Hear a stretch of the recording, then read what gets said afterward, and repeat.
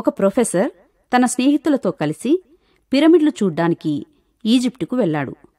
ఒక స్నేహితుడు ప్రొఫెసర్ని పిరమిడ్ ఎత్తు ఎంత ఉండొచ్చు చెప్పమని అడుగుతూ వచ్చాడు. పిరమిడ్ ఎత్తు ఎంత ఉంటుందో ఎలా చెప్పగలరు? ఎవరు చెప్పగలరు? క్రింద నుండి పైకి సమాంతరంగా ఉండదు పిరమిడ్. పైకి వెళ్లే కొలది సన్నగా వెళ్తుంది.